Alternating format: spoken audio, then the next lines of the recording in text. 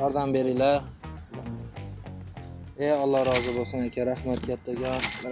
Sadaqalarıngiz qabul bo'lsin, baraka topinglar. Baraka topinglar. Tilanchilik ortidan millioner bo'lish mumkinmi? O'zi nega tilanchilik qilamiz? Voy, gadoymanmi senga? 10,000 so'mingni. Hindistonning Mumbay shahrida yashovchi Bharat Jain ismli bir erkak kun davomida ko'chalarda tilanchilik qiladi. Yillar davomida yig'gan pullari hisobiga u shaharning yolqina joyidan 3 xonali kvartira sotib olgan. Bundan tashqari, ikkita do'koni bor va ularni ijaraga berib, qo'shimcha daromad oladi. Uning boyligi $1 million teng. Jain hech qachon maktabda o'qimagan va hayot yo'li sifatida professional tilanchilikni tanlagan. U odatda Mumbayning eng gavjum joylarida, temir yo'l vokzali atrofida va Azad maydon sport majmuasi yonida sadaqa so'raydi. Har oyda u taxminan $730 dan $915 gacha pul topadi. Bu esa shahardagi ko'pchilik odamlarning oyligidan ko'proq. Hatto meni oyligimdan ham ko'p ekan.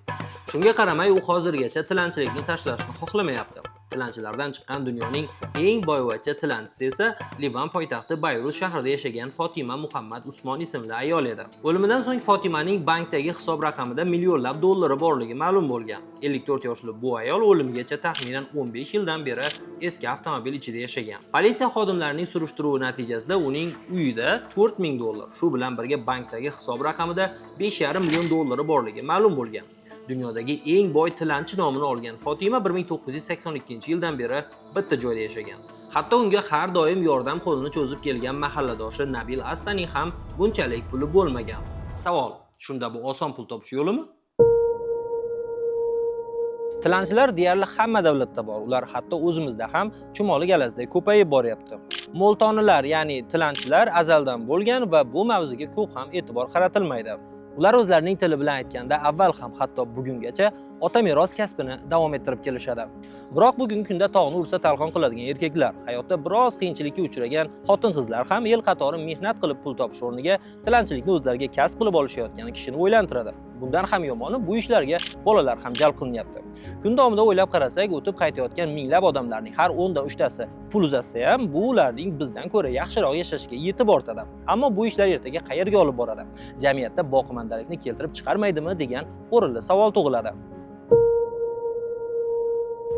Qarang, mast holatda tilanchilik qilayotgan ham qanday yo'l bilan pul so'rashni, o'zining tilanchilik ssenariysini qanday taqdim etishni yaxshi biladi. Ular bu borada ustasi farang bo'lib ketgan. Bu esa tilanchilikning muayyan toifalar orasida ijtimoiy kreativ kasbga aylanganini ko'rsatadi. Hozirgi kunda poytaxtimiz ko'chalari, metro bekatlari, chorrahalar va jamoat joylari bundaylar bilan to'lib ketgan. O'zbekistonning boshqa hududlarida ham bor albatta. Ular orasida kitob yoki salfetka sotib yurgan bolalar, qo'lda menga yordam kerak deb yozilgan qog'oz bilan yurganlar, soqov bo'lib ko'ringan kattalar, chaqaloq ko'tarib mashinalar o'rtasida yurib tilanchilik qiluvchi ayollar ham bor. Yetmaganiga obodonlashtirish xodimlarining maxsus kiyimlarini kiyib olib, qo'lda supurgi ushlagancha tushlik uchun gadoylik qilguvchilar ham ko'payib ketyapti. Ulardan nega bunday qilayotgani so'ralsa, olayotgan oyligi kamligini aytadi. Ammo ular shunchaki maxsus kiyim kiyib olgan soxta obodonlashtirish xodimlari.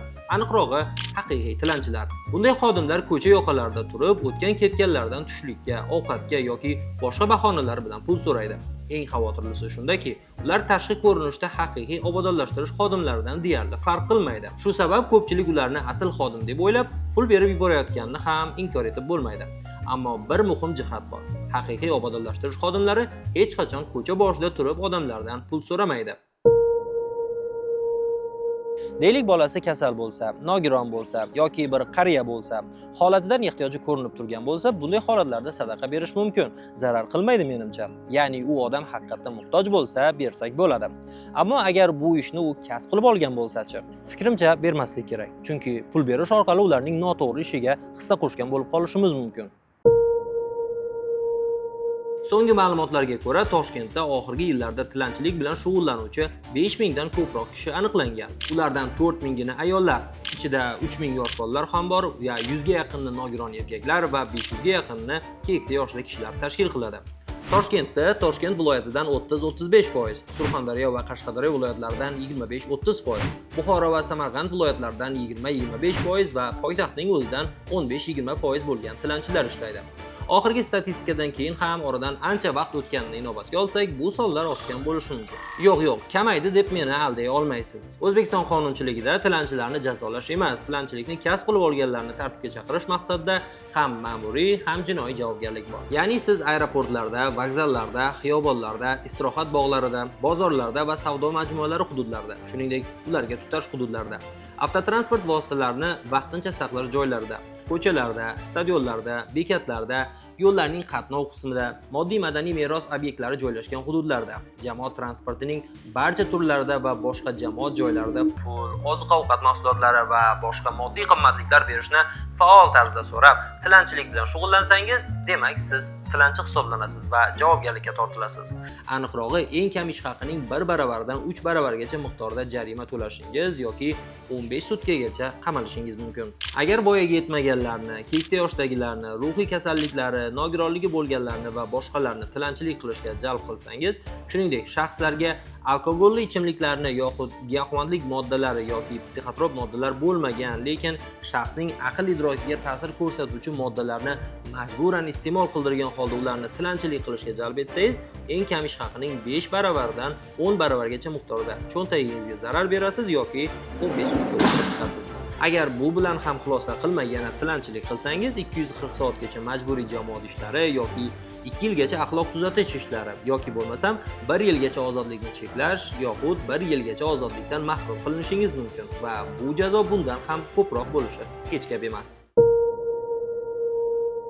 Ammo tilanchilar sonining kamayish o'rniga ortib borayotgani bu borada yetarlicha ishlar olib borilyaptimi degan savolni keltirib chiqaradi.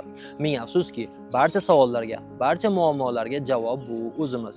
Ko'chadagi tilanchilar haqiqatda ham muhtoj emasligini ko'rib turib, sezib turib ham ularga pul bersak, boqamandalar, tilanchilar ko'payaveradi. Agar biz tilanchilikni kasb qilib olib, buning ortidan daromad qilayotganlarga pul berishni to'xtatsak, shuncha yillardan beri ularni daromad bilan ta'minlab turgan karvonni to'xtatsak, ularning tomiriga bolta urgan bo'lamiz.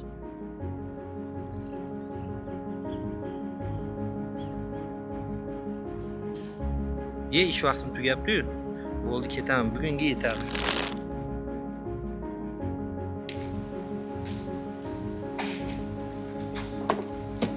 Yo'q. Hayda.